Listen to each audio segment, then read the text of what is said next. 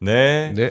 앙트러플러너십 칼리지 온라인으로도 지금 함께 하실 수 있으니까요. 네, 온라인 오프라인 또 같이 만날 수 있는 그 먼저 성공한 분들의 그 길들을 잘 한번 참고해 보시기 바라겠습니다. 네. 자, 그러면 빈센트님 만나러 가야죠. 네. 네, 어서 오십시오. 반갑습니다. 어서 오세요. 네, 안녕하세요. 빈센트입니다. 네. 요럴 때가 이제 참 이런 전략 같은 거 네. 좀 뛰어난 분들의 얘기를 잘 귀담아 들어야 될 때입니다. 네. 이제 거의 우리 장은 사상 최고치를 계속 갱신을 하는 중이고 당분간 좀 이어질 것 같기도 하고요.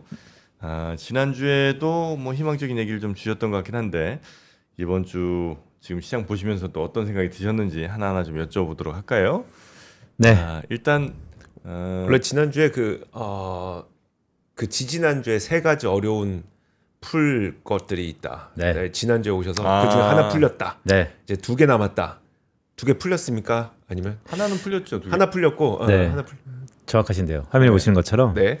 그러니까 9월 달에 역사적으로 조정기에 접어들면서 대부분 지수 자체가 안 좋을 것 같다. 네. 다만 이 조정을 기회로 만들 조건들이 있는데 2주 전만 하더라도 우리가 복귀해 보면 참 어려운 조건들이다. 그래갖고 제가 세 가지를 제시해 드렸어요. 첫 번째는 미국이 금리를 인하해야 되는데 지금이야 인하가 기정사실화 돼 있지만 2주 전만 하더라도 글쎄 고용지표 발표 전입니다. 네. 인하 가능성에 대해서 하프앤하프였거든요. 그런데 인하뿐만 아니고 이 인하가 일시적인 게 아니고 연속성이어야 됩니다라는 말씀을 하나 드린 적이 있고요. 지난주였습니다. 지난주에는 대주주 양도세 기준이 원복해야 됩니다. 네. 라는 얘기를 했는데 그때 상상이 요원해 보였거든요. 근데 일주일 사이에 또 이게 달성이 됐습니다. 네. 어제자 기준으로. 그래서 한한령 해제만 되면 된다. 맞습니다. 아, 이것도 지금은 요원해 보이죠. 한한령 해제. 네, 그러니까 시진핑 주석이 10월에 경주 올 가능성이 아직까지는 뭐 없어 보입니다. 근데 또 모르죠. 왜냐하면 보름 전에 이 세 가지 조건을 얘기했을 때 근시안적으로 좀 힘들 것 같다라는 생각을 하면서 바라봤거든요. 근데 보름 사이에 빠르게 하나씩 달성되고 있습니다. 한한령. 근데 또 지금 미국과 중국이 만약에 지금 뉴스 나온 대로 뭐 잘 협상이 됐다 뭐 이런 얘기 좀 오가고. 맞습니다. 예. 그러면 어쩜 경주에서 만날 수도 있고. 맞습니다. 그걸 기점으로 이제 한한령. 왜냐하면 또 10월 29일, 9월 29일부터인가? 그때 중국인 관광객 무비자로 또 단체 맞습니다. 관광 네, 들어오잖아요. 네. 정확하십니다. 네. 네, 그리고 지난주에 정프로님이 저한테 이런 얘기 많이 네. 하셨어요. 한한령이 중국 입장에서 이걸 왜 해줘야 되냐. 네. 그렇죠. 네, 이득이 없죠. 네. 네, 그때 제가 여러 가지 그냥 말을 좀 흐렸는데 왜냐하면 사실 되게 송곳 같은 질문이죠. 중국 입장에서는 해줄 이유가 별로 없습니다. 네. 근데 우리 입장에서는 생큐죠. 네. 그래서 다 어려운 조합입니다.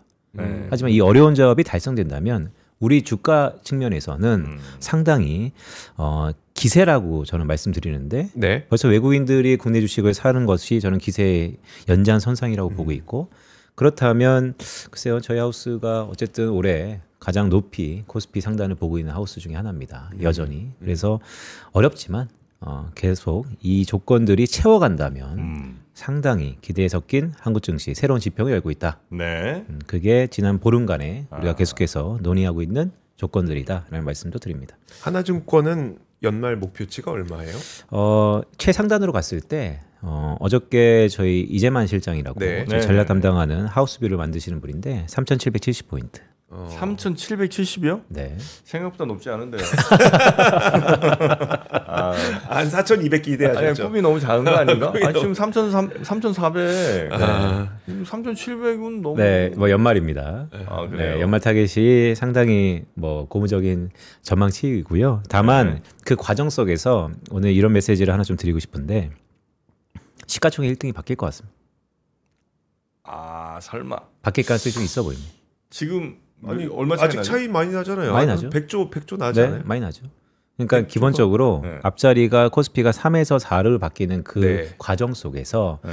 올해 제가 오기 전에 데이터를 좀 보니까 미국의 S&P 기준으로요. 네. 올해 시가총액 1등이 몇 번 바뀌었는지 아세요? 미국은 자주 올해, 바뀌잖아요. 올해. 네, 올해만 10번 바뀌었습니다. 10번이 바뀌었다고요? 네, 6월 달에 5번 바뀌었습니다. 그러니까 미국이 시가총액 1등, 2등이 계속 바뀌는 가운데 네. S&P 500이 사상 최고치를 경신하고 있죠. 우리도 그런 그림이 나올 가능성이 좀 높다는 말씀드립니다. 그러니까 삼성전자가 잘 못하고 SK하이닉스가 잘한다는 의미보다는 네. 둘 다 엎치락뒤치락 하면서 우리 레벨업 자체가 되는 것이죠. 와, 삼성전자 근데 우리나라에서 1등한 게 한 거진 뭐 20년 가까이 20년 정도 됐죠, 그죠? 네. 그 전에는 어디였을까? 어디였지? 그 한국전력? 전에는 한국통신인가 뭐 이런 데인가? 한국통신? 금융업종 KB증권이 잠깐 2등이 한 적이 있고요. 네. 아, 네, 그래요? 부동의 1등으로 계속 하고 있는 거죠. 여튼 뭐 네. 하이닉스 어쨌든 뭐 후보는 하이닉스일 거 아니에요, 그죠? 맞습니다. 만약에 1위를 달성한다면 네. 그러면 그런 일은 진짜 역사적인 우리 주식시장에서는 진짜 역사적인 일이에요. 그렇죠. 그 정도 돼야 네. 아까 정프로님 말씀 주셨던 것처럼 앞자리가 바뀐다. 근데 삼성전자가 그렇게까지 내줄까 하는 물론 이제 우린 과거를 통해서 자꾸 이제 미래를 보려고 하니까 뭔가 새로운 거에 대한 네. 두려움도 좀 있긴 합니다. 두려움이 있죠. 설마 그렇게 될까 하는 생각이 여전히 좀 있긴 하고 네. 그리고 삼성전자가 만약에 1위를 이렇게 내주는 게 우리 시장 전체에 좋게 작용하겠죠, 그죠? 그러니까 이제 삼성전자가 주가가 시가총액이 줄어들면서 네. 2등, 3등 LG엔솔부터 시작해서 계속해서 오른다라고 한다면 우리 지수가 3에서 4자로 바뀌기 힘들죠. 못 가겠죠. 그렇죠. 네. 전반적인 미국의 경우를 보면 1등과 2등과 3위가 각추천을 벌이면서 계속해서 규모가 커지고 레벨업이 되는 듯한 그래서 거기는 25배 정도의 밸류에이션을 주는 것이고 네. 우리는 여전히 10배, 12배에서 머물러 있는 이유가 전반적인 리레이팅이 되려면 그런 현상도 하나의 상황으로 펼쳐져야 된다는 말씀도 드립니다. 그래서 말씀드렸던 것처럼 이렇게 지수가 새로운 지평을 열기 때문에 너네는 어디까지 보느냐 또 매우 중요하지만 그 네. 과정 속에서 주도주 플러스 요즘에는 뭐 조방원 플러스 금반지 등등도 얘기 네. 많이 하는데 전반적인 또 다른 주도주가 나온다는 것에 동의는 하지만 기존의 주도주가 망가진다는 의미는 아니다. 네. 근데 이게 어쨌든 시장 지수가 계속 이렇게 간다는 가정을 만약 하면 네. 그 시장에 많은 돈이 이제 들어오는 걸 테고 들어올 때 물론 저 같은 개인들도 하이닉스 좋아 뭐 이러면서 많이 사겠지만 결국 큰 돈들은 지수 내지나 하여튼 시장 전체를 살 거 아니에요. 맞습니다. 근데 그 시장 산다는 얘기는 시총 1위를 그만큼 많이 산다는 얘기잖아요. 네. 그러니까 그 삼성전자에 대한 막 큰 희망이 있지 않더라도 어쨌든 어쩔 수 없이 사야 되는 패시브 자금들이 삼성전자에 몰리면 네. 1위를 내주기는 매우 어렵지 않나? 뭐 비중만큼 사는 거죠. 네. 1등도 사고, 2등도 2등도 사고, 사고, 3등도 사고. 네. 비중만큼.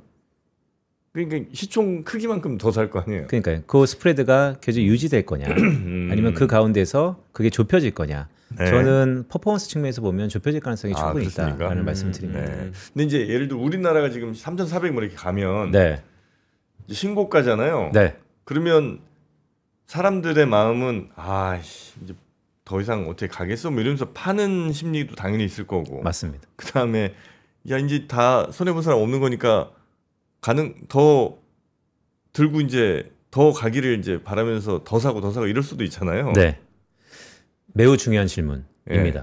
이렇게 좀 답변을 드릴게요. 이쯤 오면 네. 대부분 조심해야 됩니다. 숏뷰를 보이는 게 맞아요. 왜냐면 네. 많이 올랐으니까 조정을 네. 받겠죠. 네? 하지만 조정 이후의 흐름을 계속해서 강조드리고 싶은 것이 하나 있고요. 조정 이후. 네, 조정은 되게 짧을 것이라는 말씀드린 것이죠. 거기에 근간에는. 그리고 두 번째는 이전하고 없었던 큰 변화가 있다라는 거. 가계 포트폴리오가 바뀌고 있습니다.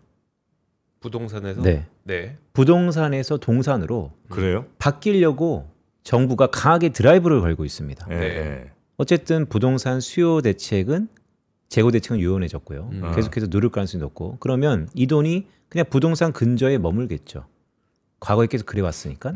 그리고 다시 한번 부동산은 쏠리겠죠. 네. 과거의 패턴입니다. 네. 그런데 계속해서 100일 담화에서 대주주 양도세 요건을 50억에서 10억으로 낮추면 3천억 원의 세수 증대 효과가 있다.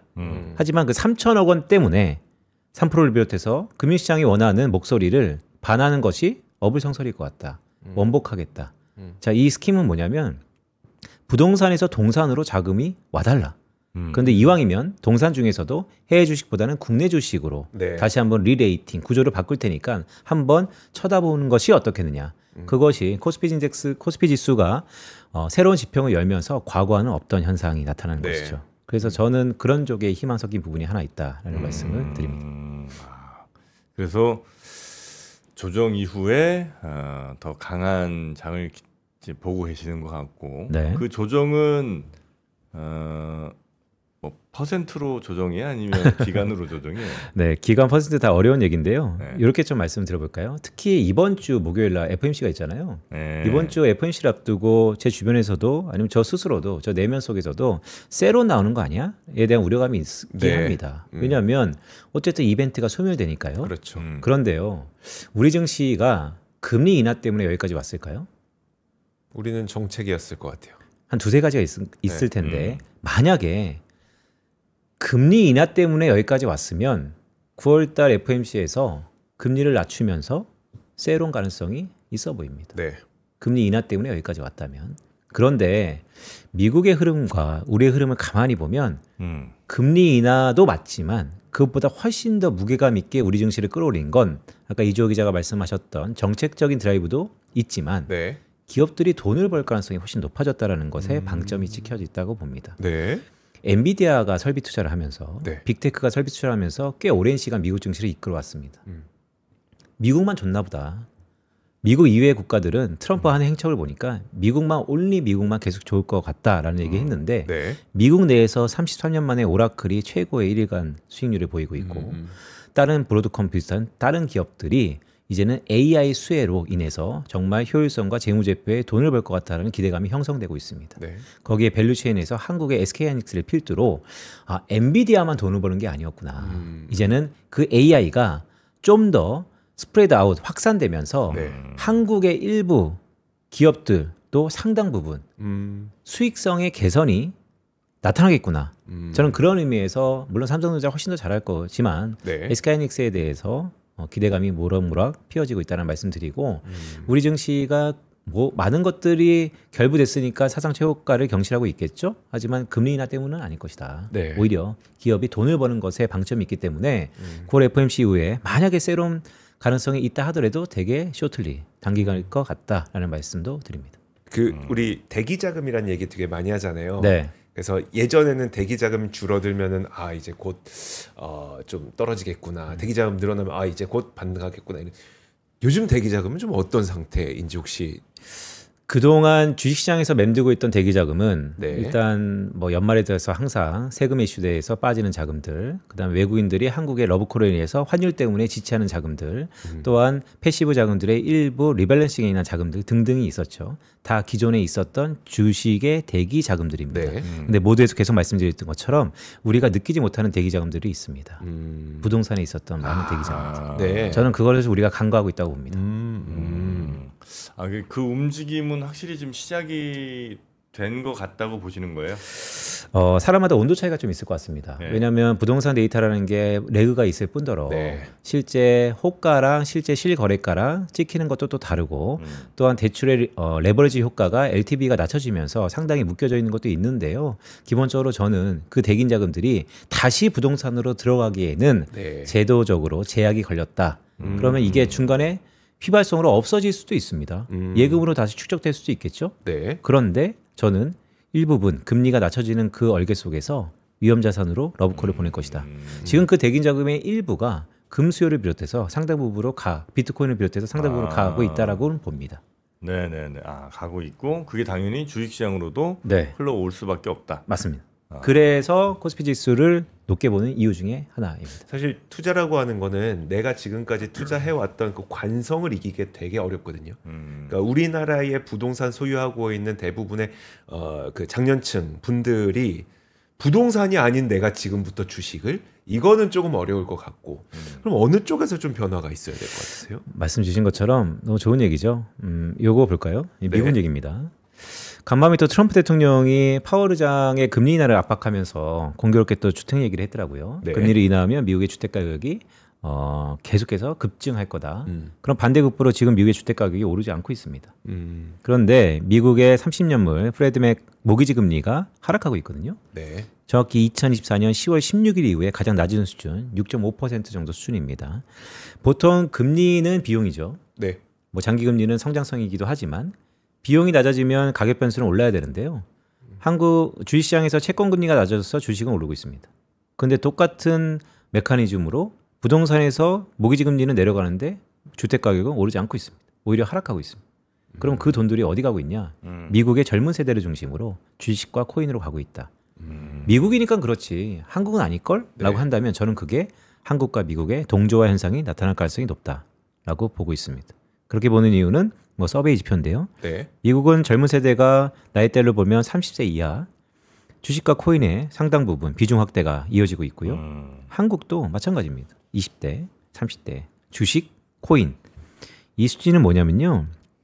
2019년 대비 그러니까 코로나 바로 직전 대비 작년 말 기준으로 얼마나 각각 연령별 포트폴리오에서 주식과 코인이 늘었는지를 보여주는 겁니다.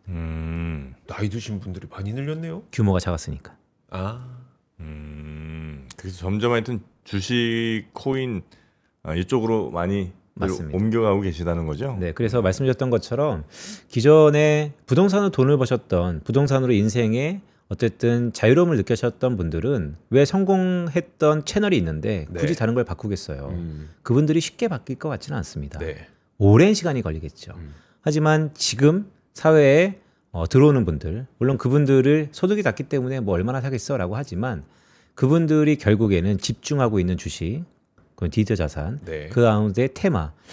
우리가 내년도를 그려보면 상법 개정 이슈가 모든 IR, 기업들 IR에서 주주 환원 정책으로 다 적용될 겁니다. 네. 내년부터는 그게 핫 이슈일 거고 감히 내년도 전망을 미리 좀 말씀드리면 내년도에는 정말 코리아 리레이팅이 또 다른 화두일 거고 거기에 금융이 지금 자리매김하고 있죠. 근데 거기에 가장 중간에 원동력은 젊은 세대들일 것이고 그럼 그들이 집중하는 것이 무엇인지를 한 번쯤은 되새기고 갈 타이밍인 것 같습니다. 네. 근데 그 젊은 분들도 그렇고 또 이 코인 쪽에서도 큰 바람 하나가 이제 스테이블 쪽이잖아요. 네. 요거는 당연히 뭐 수익 측면에서든 아니면 하여튼 그 시장 규모 차원에서도 굉장히 커질 거라고 혹시 보세요?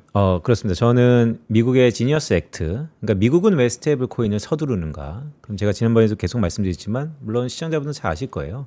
미국이 지금 부채 문제를 해결할 수 있는 단기 수요 채권의 수요 측면에서 스테이블 코인은 꽃놀이패다라는 의미에서 미국은 국채 수요의 연장선상에서 스테이블 지니어스 액트를 통과했고요. 한국의 문제인데 한국은 따라갈 것 같습니다. 근데 미국은 스테이블 코인으로 발행, 네. 한국은 유통과 거래, 결제. 그래서 실제 우리가 스테이블 코인 테마 그러면 그런 업종들, 그런 종목들이 움직이고 있고요. 저는 이게 이미 시작되었고 아직 첫 걸음을 떼지도 않은 상태라고 보고 있습니다. 참 뭐 전체적인 방향은 그러니까 특히 이제 우리나라 같은 경우에는 이제 부동산보다는 젊은층 중심으로 하여튼 주식 그리고 코인 쪽으로 이제 점점 자산 이동이 많아질 것 같고 네. 그 중에서도 코인으로 가자면 뭐 당연히 이제 그 전에 가던 친구들도 있겠지만 하여튼 스테이블 쪽으로도 많이 좀 쏠릴 것 같고 맞습니다. 자산이 대체로 이제 그렇게 가고 주식 쪽에서는 뭐 전 종목 뭐 이런 건 아닐 거 아니에요. 그렇죠. 그러니까 그들이 좋아하는 종목들 먼저 요것 좀 보여드릴까요? 네. 자, 스테이블 코인 테마에 대해서 한번 말씀드리려고 하는데요. 스테이블 테마. 네. 그러니까 조방원 우리 주도주였죠. 네. 그다음에 스테이블 코인 관련 테마, 그다음에 시총 탑3 그리고 삼성전자, SK하이닉스, LG에너지솔루션이 지금 시총 탑3입니다. 네. 그리고 코스피 인덱스 이렇게 쭉 보시면 올해 4월 2일 해방의 날 이후에 가장 수익률이 높은 것은 스테이블 코인입니다. 선 좀 굵게 좀 그려줘요. 네. 이건 100에서 200 됐다는 건 거의 100% 올랐다는 건가요? 맞습니다. 스테이블 코인이 가장 수익률이 높고 네. 그다음이 조방원이고요. 네, 그다음에 코스피, 그다음에 시총 탑3. 그러니까 그동안 지수가 올라오면서 사실 전자 없는 3,000p, 전자 없는 상승세였다가 최근 들어서 네. 한 2주 어간에 되면서 이제 시총 탑3가 많이 올라오고 있는 가운데 있죠. SK하이닉스와 삼성전자 반도체 위시한. 그래서 이런 부분들이 최근에 또 다른 이제 테마다라는 말씀드리고 이 통계 한번 좀 말씀드릴게요. 아니 스테이블 코인은 수익률이라는 게 뭐예요? 근데 그 스테이블 코인은 네, 1달러짜리가 한 코인이면 네. 그냥 유지된다는 거잖아요. 요거 말씀드리면 스테이블코인 관련주는 여기 주석에 보면 카카오페이, 다날, 삼성 SDS, LG CNS 관련주. 관련주, 스테이블 코인 네. 관련주. 네, 테더의 수익률이 아니고요. 아. 네, 테더의 수익률은 뭐 환율 수익률이죠. 네, 그래서 네, 네. 말씀하신 관련 것처럼 수익. 네, 그렇게 조방원 컨셉, 스테이블코인 컨셉, 네, 네, 총 네, 3위 네. 컨셉이었다는 걸 말씀드리고요. 요거 하나 좀 통계 갖고 왔으니까 한번 말씀드려 볼까요? 일단 한국 집값이요. 네. 비싸지 않습니다. 비싸요. 무슨 소리예요? 네. 비싸요. OECD에서요. 네. PEIR이라 그래서 이것은 가처분 소득을 주택 가격으로 나눈 건데요. 이게 한국이요. 평균보다 현저히 떨어집니다. 그러니까 PIR은 숨만 쉬고 살았을 때. 그렇죠. 근데 우리가 숨만 쉬고 살았을 때 몇 년을 돈을 모아야 네. 우리가 이 집을 살 수 있느냐. 맞습니다. 네. 그게 이제 캐나다, 미국, 호주 이렇게 쭉 다른 나라들 비해서 한국이 비싸지가 않습니다. 그런데 비싸잖아요. 이조 기자 말씀하셨던 네. 것처럼 이 통계는 우리가 흔히 OECD 통계를 갖고 많이 언론에서 얘기하는데 이거는 약간의 어폐가 있는 게 전국 집값입니다. 그렇죠. 네. 그래서 도시별로 딱 보시면 한국이 탑3입니다. 서울이. 그거 비싸다. 그렇죠. 네. 그러니까 베이징 어디에 저기? 방콕, 방콕. 네, 아, 서울, 그것도 홍콩 엄청 비싸구나. 등등. 네. 그러니까 무슨 얘기냐면 홍콩 이제- 수준이에요? 네. 방콕이 방콕이 워낙 이제 소득이 좀 맞습니다. 낮아서 그럴 것 같고. 네. 아, 베이징은 뭐 둘 다 높은 것 같고 네. 싱가포르, 런던은 마찬가지고. 자, 무슨 얘기냐면 이게 이제 상대 강도잖아요. 네. OECD에서 발표하는 한국의 집값을 보면 전국 평균으로 현저히 아직까지 낮다. 하지만 인구의 절반이 그 가운데서 많은 사람들이 트로피 에셋으로 생각하는 서울 집값은 네. 여전히 비싸다. 네. 자, 이렇게 비싼 가격을 갖고 있는 맞이하는 젊은 세대들이 여전히 가계 포트폴리오가 바뀌는 이 큰 청사진 속에서 부동산에 다시 한번 가기보다는 저는 동산으로 갈 가능성이 있어 보이고요. 네. 과거보다는. 그럼 그들이 사고자 하는, 그들이 열망하는 테마들 중에서 주식, 그다음에 스테이블 코인, 그리고 화면에 보시는 것처럼 이런 종목들이 최근에 스테이블 코인 관련돼서 준비를 하고 계획을 펼치고 있다. 뭐예요? 근데 잘 안 보이는데. 카카오뱅크, 카카오페이, 다날, 네. NHN, 네. IT센 글로벌, 쿠콘, 더준 쭉쭉 있죠. 근데 그 스테이블 코인에 대해서 가장 좀 우리나라 스테이블 코인 관련 기업들에 대해서 진짜 우리나라가 스테이블 코인으로 돈을 벌 수가 있겠어? 네. 라고 생각하시는 분들이 굉장히 많아요. 네. 특히 이제 테더나 아니면 그 우리 서클의 경우에는 네. 적어도 국채 이자라도 받지. 그게 니네 주요 수익원이라면 네. 과연 우리나라 기업들이 스테이블 코인을 발행을 했을 때 그 스테이블 코인을 누가 쓸 것이며 네. 너희의 수익원은 뭐가 돼? 네. 라고 하는 데에서 아직 그 의문점을 해소하지 못하시는 분들 많거든요. 그러니까 이제 스테이블 코인을 바라보는 이제 어프로치가 좀 다른 것 같습니다. 네. 매우 좋은 질문이신데, 그러니까 한국의 주식시장의 참가자들은 시작부터 결론을 보기 원하죠. 하지만 그렇죠. 미래에 대한 변수지만 물론 뭐 맞는 어프로치예요. 네. 하지만 이렇게 말씀드릴게요. 비트코인은 자산이고요. 스테이블 코인은 화폐입니다. 네. 하나는 발행이고 하나는 유통입니다. 네. 따라서 이 시장은 발행 시장에서의 당장 보이는 먹거리가 보입니다. 코인베이스, 서클 인터넷 등등도 미국에서 그렇게 돈을 벌 가능성이 높다라고의 밸류에이션이 들어가고 있죠. 한국은 제가 모두에 말씀드렸던 것처럼 한강 프로젝트가 드랍됐죠. 네. 그러니까 중앙집권제의 그렇죠. CBDC는 드랍됐습니다. 한국은행에서는 참 뼈아픈 프로젝트인데 네. 그렇다면 이제 중앙집권화가 아닌 분권화로 가는 가운데 우리는 발행보다는 네. 결제와 유통 쪽에 일단 헤게모니를 갖고 법이 진행되고 있는 것 같습니다. 그렇다면 그런 결제 마진밖에 없는 것이죠. 일단 네. 그게 파이가 작다라고 생각하시는 분도 있겠지만 저는 이게 시작일 거다. 아니 그러니까 파이가 작은 게 문제가 아니라 우리는 이미 결제를 거의 수수료 없이 다 하고 있잖아요. 네, 근데 거의 과연 그 결제 수수료를 떼는 스테이블 코인을 네. 이용할 수가 있겠냐는 건데. 그렇죠. 그러니까 카카오톡이 문자에서 나올 때 카카오톡이 나오면서 문자 서비스나 망할 것이다. 그리고 실제 네. 카카오톡 이거 돈 어떻게 벌 거냐. 카카오톡 다 무료인데 네, 네. 네, 10년이 지났습니다. 지금 카카오톡은 돈을 상당히 벌고 있습니다. 그렇죠. 락인돼 있으니까 네. 네, 거기까지만 말씀드리겠습니다. 스테이블 코인으로 할 수 있는 게 많이 있을 수도 있다. 스테이블 코인 플랫폼입니다. 그러네. 그럼. 저도 요즘에 그 플랫폼의 중요성에 대해서 되게 크게 느끼고 있거든요. 네. 왜요? 아니 관심 많은가 보네 우리 이조 기자. 당연히 관심. 저는 스테이블 코인 세상에 올 거는 같아요. 그래요? 올 거는 같은데, 그러니까 그 올 것 같은데 어. 어떻게 올 거냐. 특히 이제 우리나라 기업들이 먹고 살 게 있으면서 올 거냐 아니면 갑자기 서클 들어와 갖고 우리는 뭐 시장을 빼앗겨 볼 올 건 같은데 어떻게 올 거냐가 가장 궁금한 거라서. 네, 온다는 거에 방점이 있는 것도 상당히 앞서가는 거고요. 네. 일단 온다라는 것은 온 것에 편승해야 될 것 같고 네. 어떻게 올 거는 시류에 한번 담아보죠. 네네. 네. 저는 근데 뭐 제가 볼 때는 정프로님이 가장 원래 관심 많으시지 않으세요 이쪽에? 아니 많은데 네. 이제 NFT에 또 아픈 추억이 있잖아요. NFT가 그때만 해도 분위기 좋았다. 네, 다 NFT 세상 온다고 뭐 이 세상에 있는 모든 자산들은 다 쪼개 팔고 막 다 그렇게 된다고 했었지. 네. 그러나 그게 이제 생각보다 잘 안 되더라고요. 네, 미국 정부가 법을 만들었다는 것은 좀 다른 의미인 것 같습니다. 그러니까 그런 것 같아. 네, 알겠습니다. 자, 하여튼 자산들이 어떻게 앞으로 가게 될지 오늘 좀 큰 이야기가 네. 좀 더 나온 것 같은데 우리 투자하시는 분들께서도 오늘 이야기 한번 잘 생각해 보시면서 앞으로 나의 자산들을 어디에 위치를 시키실지 맞아요. 예, 이런 것들 한번 잘 고민해 보시면 좋겠습니다. 자, 우리 빈센트님 오늘 대단히 감사하고요. 네, 내일도 잘 부탁드립니다. 고맙습니다. 고맙습니다. 감사합니다.